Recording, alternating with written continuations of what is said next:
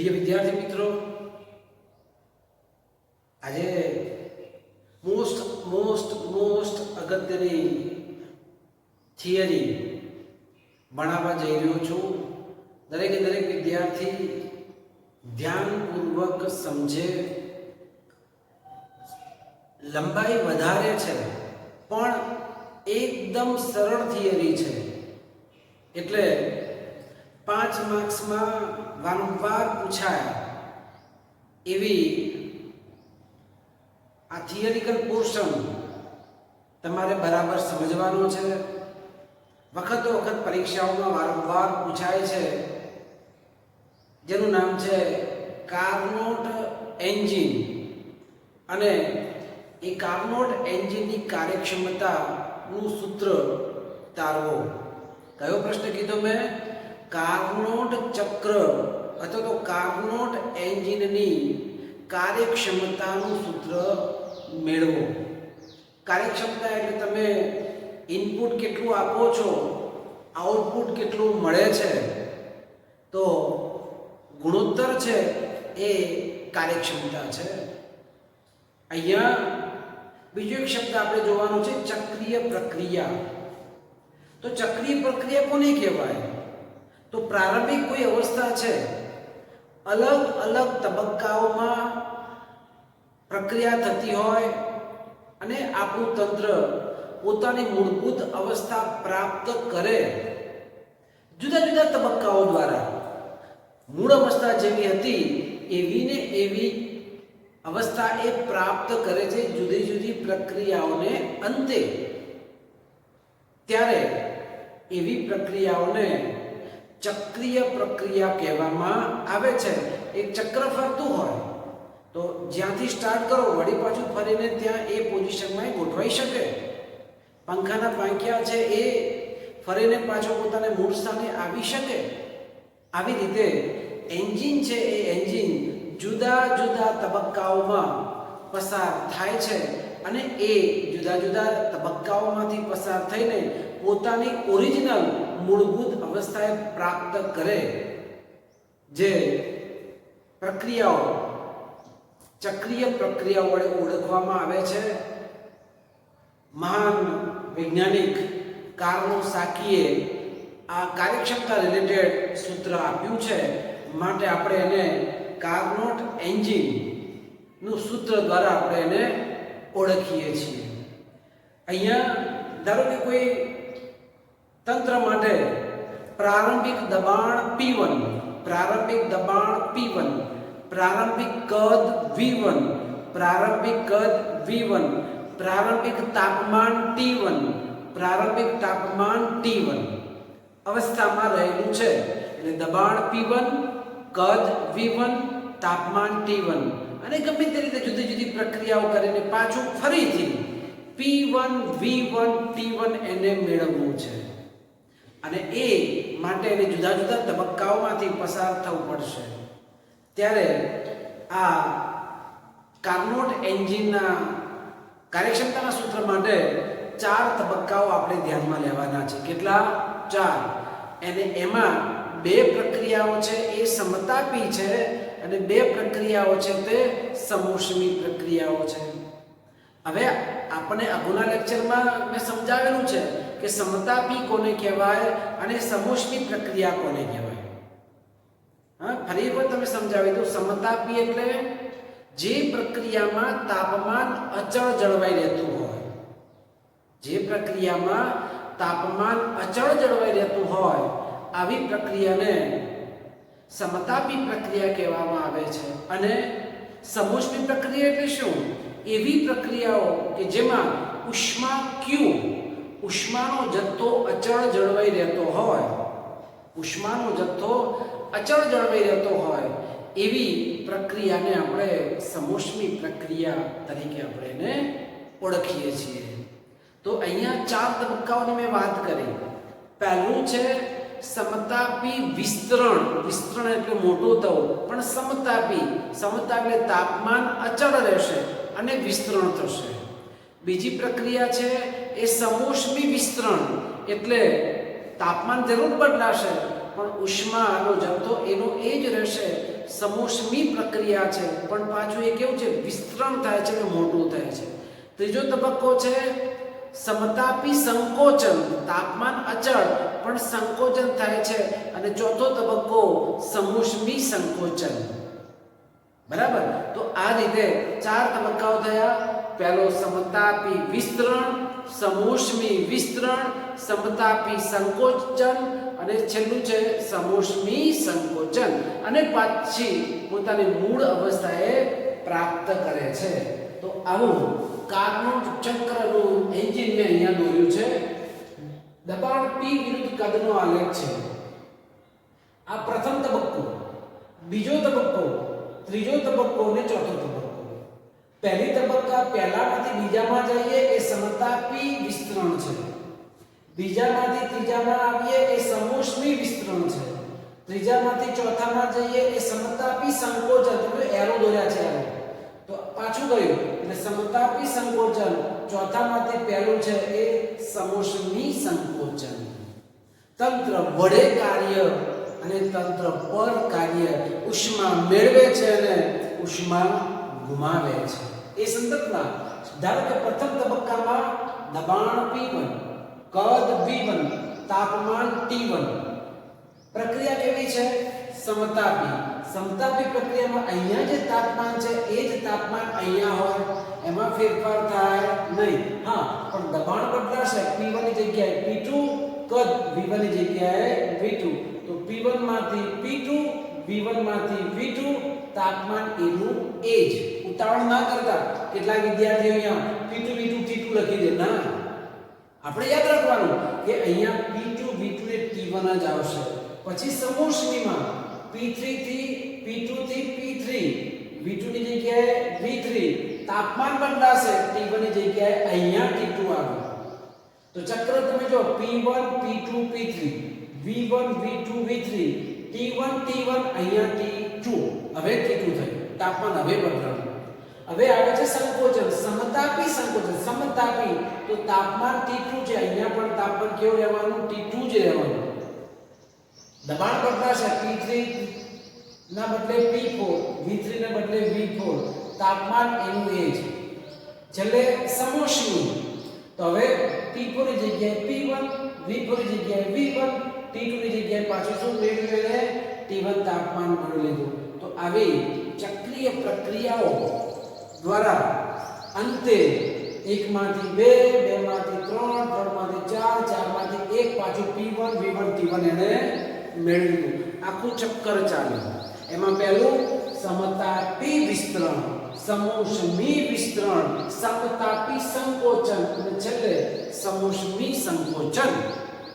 બરાબર, ક્લિયર થઈ ગયું 4 તબક્કાઓ. હવે આપણે જુદા જુદા તબક્કાઓના સમીકરણો જોવાના છે. જુદા જુદા તબક્કાઓના સમીકરણો મેળવવાના છે. આપણે અગાઉ ભણી ગયા છીએ કે સમતાપી વિસ્તરણ દરમિયાન, સમતાપી પ્રક્રિયા દરમિયાન કાર્યનું સૂત્ર મેળવી ગયા છીએ. એના પછી અગત્યનો પ્રશ્ન 3 માર્કનો મેં કીધો તો આગળના લેક્ચરમાં કે સમોષ્મી પ્રક્રિયા માટે કાર્યનું સૂત્ર આપણે મેળવી ગયા છીએ. એ બંનેનો અહીંયા ઉપયોગ કરવાનો થશે. પહેલી કઈ પ્રક્રિયા છે? સમતાપી. T1 થી શું થાય છે? અહીંયા T1 નું T1 રહે છે. કદ V1 ની જગ્યાએ V2, દબાણ P1 ની જગ્યાએ V2. તો તબક્કો 1 થી 2 સમતાપી વિસ્તરણ કે જેમાં P1 V1 T1 થી P2 V2 T1 અવસ્થા મેળવે છે. તો આ સમતાપી માટે થતું કાર્ય W બરાબર એની ઉષ્મા Q1 is equal to mu r T1 ln V2 upon V1. અંતિમ કદ V2, પ્રારંભિક કદ V1. આપણું સમતાપી પ્રક્રિયા દરમિયાન કાર્યનું જે સૂત્ર મેં અગાઉ સમજાવ્યું હતું ને, તો કાર્ય W બરાબર mu r T ln V2 upon V1. પણ અહીંયા તાપમાન T1 છે, એમાં આપણે ખાલી એટલું T લખતા હતા. તો mu r T1 ln V2 upon V1, પરિણામ નંબર આપણું 1. તો 1 માંથી 2 જાય ત્યારે કાર્ય કેટલું, અથવા તો આપણે કાર્ય એ ઉષ્માના ભોગે છે, તો શોષાતી ઉષ્મા Q1 કેટલી? તો Q1 બરાબર mu r T1 ln V2 upon V1 મળે. બીજો તબક્કો છે આપણો સમોષ્મી પ્રક્રિયા.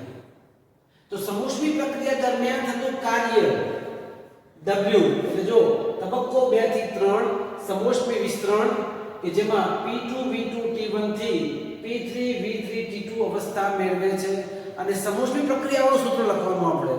તો કાર્ય W 2 થી 3 mu r T1 T2 gamma -1 સમીકરણ મેળવ્યું હતું ને આપણે એ અહીંયા ઉપયોગ કરવાનો છે. mu r T1 T2 gamma -1 પરિણામ નંબર 2.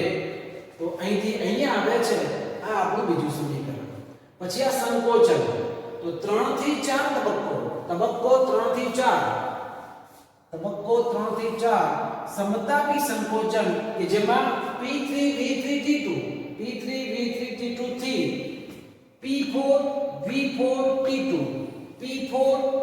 V4 T2 અવસ્થા મેળવે છે અને આ દરમિયાન થતું કાર્ય બરાબર W324 અથવા તો અહીંયા ઉષ્મા Q2 અહીંયા જે Q1 લખી ને સમતાપી પ્રક્રિયામાં Q1 સવિસ્તરણમાં સંકોચનમાં શું આવશે ઉષ્મા Q2 એટલે mu r T2 ln V3/V4.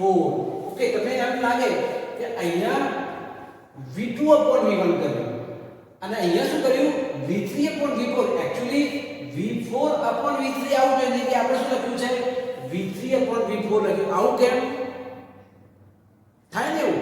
અહીંયા શું કર્યું છે V2/V1 તો અહીંયા એક્ચ્યુઅલી V4/V3 આવું જોઈએ પણ અહીંયા મેં સૂત્ર V3/V4 લખ્યું છે. કારણ એટલે જ કે અહીંયા વિસ્તરણ થતું હતું અહીંયા સંકોચન થાય છે અને એ સંકોચન થતું હોવાથી આપણે અહીંયા mu r T2 ln V3/V4 લખ્યું છે. બીજું કોઈ કારણ નથી.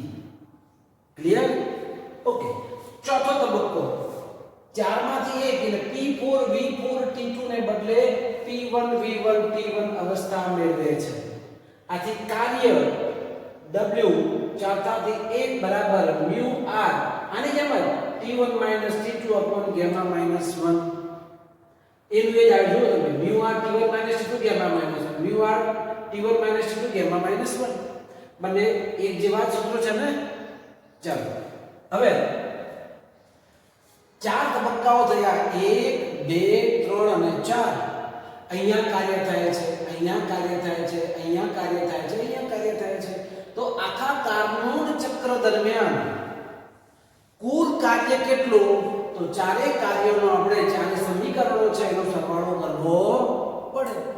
માટે કુલ કાર્ય W બરાબર W1 to 2 W2 to 3 W3 to 4 W4 to 1. એટલે જો 1 થી 2 2 થી 3 3 થી 4 4 થી પાછું 1 આવી ગયું. પણ અહીંયા સરળ છે, અહીંયા નિશાની કેવી છે?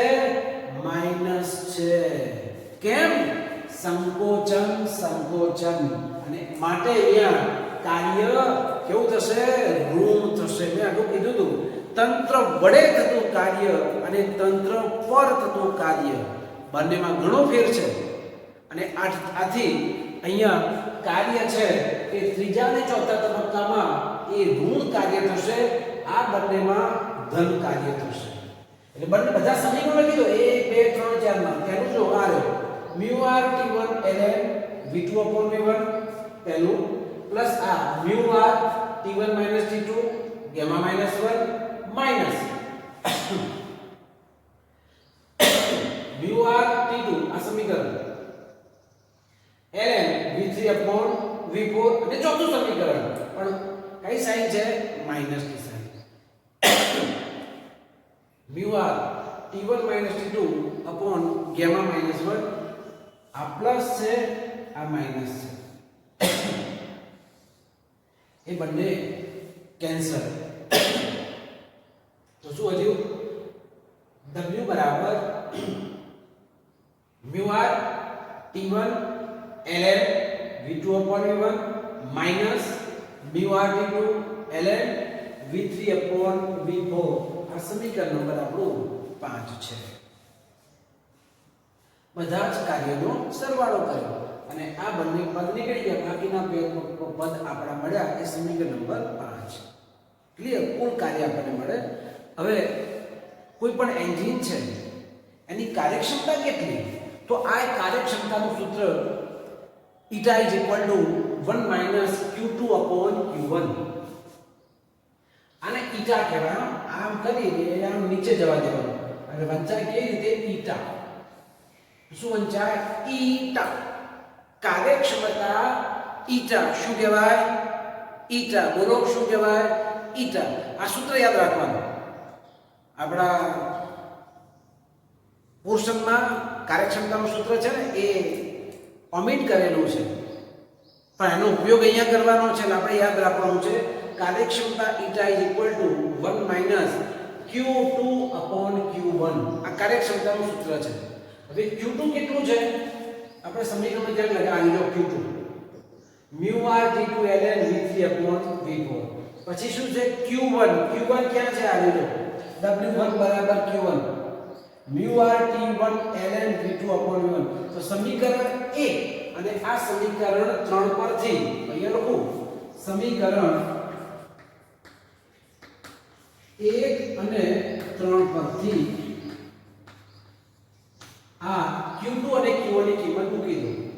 તો હવે તમે જો ઉપર નીચે આ mu કેન્સલ, r કેન્સલ, તો શું વધ્યું? t2 upon t1.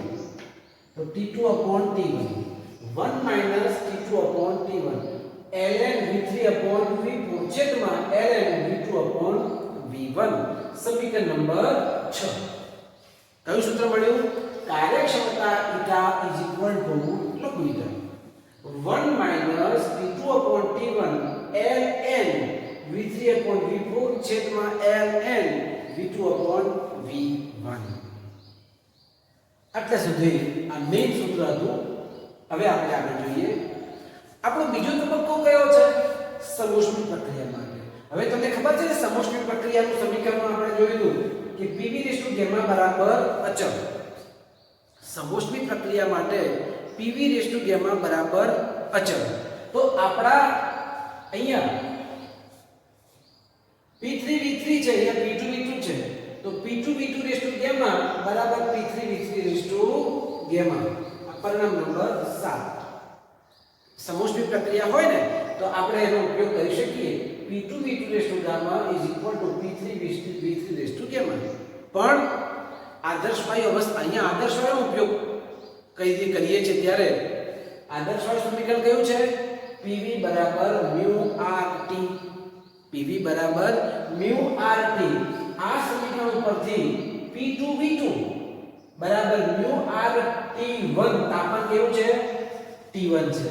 તો pv બરાબર mu rt પરથી p2 v2 બરાબર mu rt1 અને અહીંયા p3 v3 બરાબર mu rt2 આપણે લખી શકીએ. તો અહીંયા જો p2 v2 બરાબર mu rt1, therefore p2 બરાબર mu rt1 upon આ v2 ક્યાં ગયું? છેદમાં ગયું. તથા p3 v3 બરાબર mu rt2. આ છે ને અહીંયા p3 v3 બરાબર mu rt2. તો p3 બરાબર શું મળ્યા? mu rt2 upon v3. આ v3 છેદમાં આવી ગયો. તો આપણી પાસે બે કિંમતો આવી ગઈ p2 અહીંયા છે p3. તો હવે આ p2 અને આ p3 ની કિંમતો અહીંયા મૂકીશું. આ p2 છે એની જગ્યાએ શું મૂકીશું? mu rt1 upon v2 અને અહીંયા જે p3 છે એની જગ્યાએ શું લખીશું? mu rt2 upon v3 લખીશું અને પછી સાદરૂપ આપીને જે કિંમત મળે એ કિંમત આપણે સમીકરણ નંબર 6 માં મૂકીશું ત્યારે કાર્યક્ષમતાનું સૂત્ર આપણને મળે. બરાબર? ફરી એકવાર તમે સમજી લો. આટલા સુધી 4 તબક્કાઓ: સમતાપી, વિસ્તરણ, સમોષ્મી, વિસ્તરણ, સમતાપી સંકોચન અને છેલ્લે સમોષ્મી સંકોચન. પહેલા માટે થતું કાર્ય W1 બરાબર q1 mu rt1 ln v2 upon v1. બીજો તબક્કો mu rt1 t2 gamma -1 સંકોચન mu rt2 ln v3 upon v4 અને છેલ્લે સમોષ્મી સંકોચનમાં mu rt1 t2 gamma -1. કુલ કાર્ય કેટલું? તો બધાનો સરવાળો કરવો પડે. પણ પહેલા બે પ્લસ હશે, બીજા બે કેવા થશે માઈનસ. તો આ v1 ગામા માઈનસ 1 વાળું પદ નીકળી જશે. આ ખાલી પરિણામ આપણું રહેશે. એ આપણે જોયું. એના પછી ઉષ્માયનની કાર્યક્ષમતા eta = 1 - q2/q1. q2 એટલે આપણું આ પરિણામ નંબર 3, q1 પરિણામ નંબર 1. આ બંનેનો ઉપયોગ કર્યો, આ પરિણામ આપણને મળ્યું, પરિણામ નંબર 6. ક્લિયર? એના પછી જે બીજો તબક્કો હતો અહીંયા એ સમોષ્મી હતો. સમોષ્મી પ્રક્રિયામાં pv⁴ બરાબર અચળ, આથી p2v2 ગામા બરાબર p3v3 ગામા, અને એના આધારે p2v2 બરાબર μr t1 ના આધારે p2 ની કિંમત અને p3 ની કિંમત આપણે હવે આ સમીકરણ 7 માં મૂકીએ. બરાબર? અને આગળનું પરિણામ મેળવવાનો આપણે પ્રયત્ન કરીશું. ત્યારે આપણે સાદુરૂપ જ આપવાનું છે.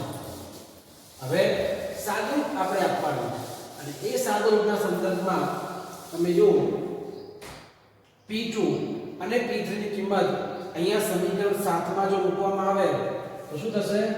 p2 ની જગ્યાએ μr અપોન કેટલું લખ્યું છે? v1 sorry μr upon v2. પછી v2 gamma is equal to આ p2 ની જગ્યાએ આ કિંમત મૂકી દીધી.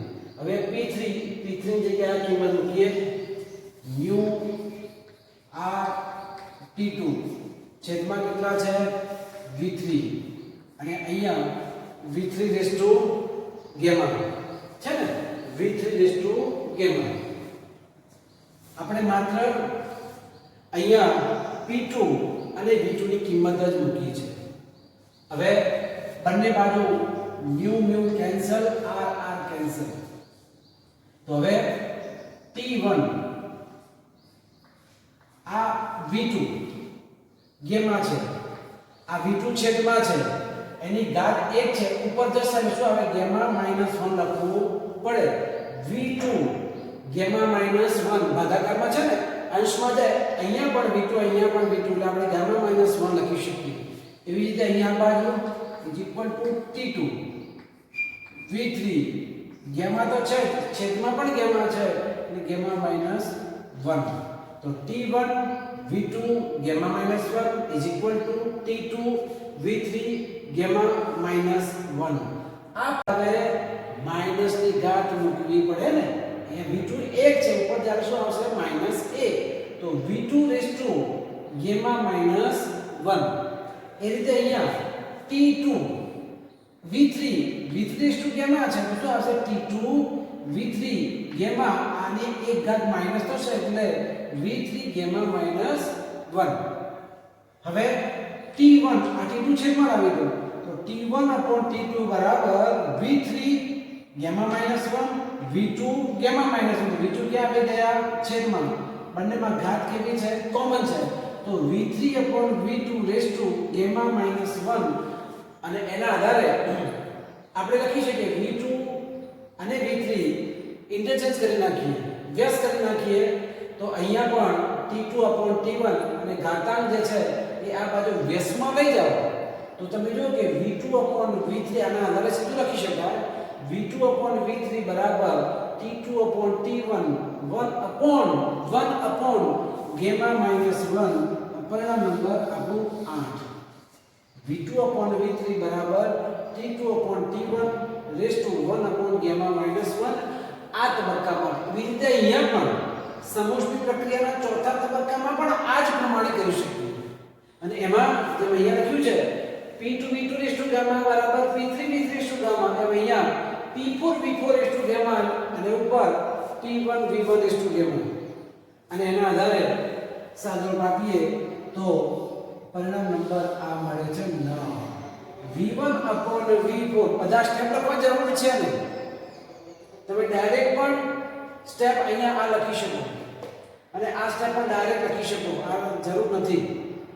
તો v1/v4 બરાબર t2/t1 1/ગામા -1. બંને સમીકરણ તમે જુઓ, આ બંને તમે જુઓ v2 v3 t2 upon t1 1 upon gamma minus 1 અહીંયા v1 upon v4 t2 upon t1 જ છે અહીંયા t2 upon t1 અહીંયા પણ t2 upon t1 1 upon gamma minus 1 અહીંયા પણ 1 upon gamma minus 1 તો આ બંને સમીકરણ જો સરખાવીએ તો આ તો બંને પદ કોમન છે તો v1 upon v4 બરાબર v2 upon v3 લખી શકીએ આપણે આ જ કરવું હતું એના માટે અહીંથી આપણે આ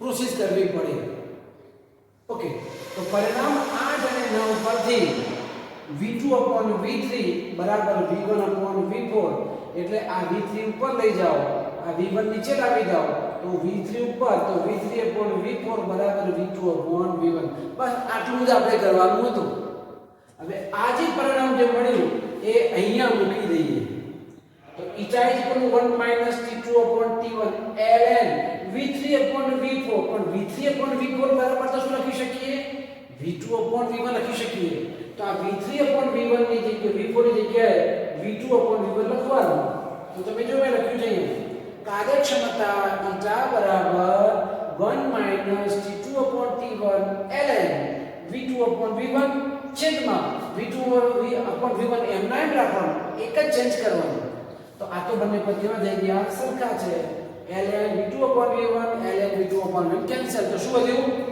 કાર્યક્ષમતા η બરાબર 1 - t2 upon t1 કાર્યક્ષમતા η બરાબર 1 - t2 upon t1 તો આ જે સૂત્ર છે એ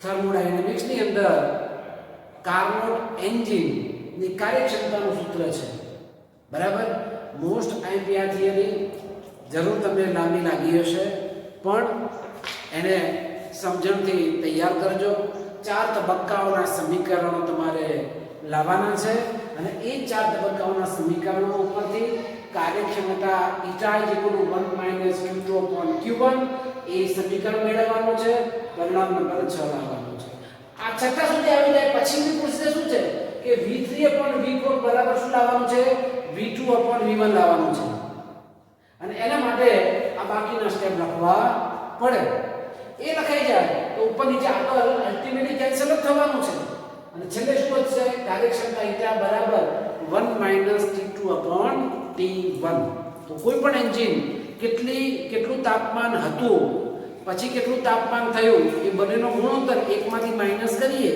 તો એની કાર્યક્ષમતા આપણને મળે બરાબર સમજણપૂર્વક લખજો 2 4 5 વખત બરાબર અને તૈયાર ખાસ તમારે કરવાનું છે ક્લિયર ખૂબ ખૂબ આભાર દેશ